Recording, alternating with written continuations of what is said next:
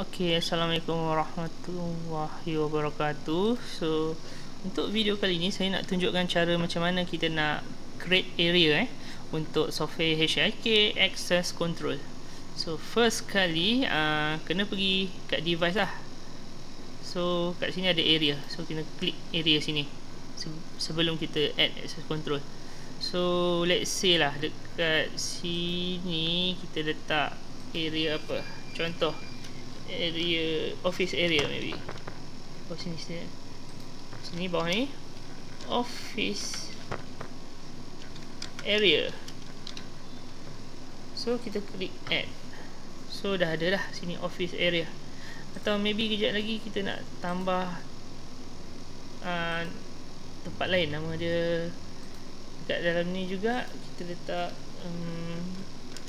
testing device. Right, kita klik add. Right, sekarang dah ada dua lah, office dengan ni.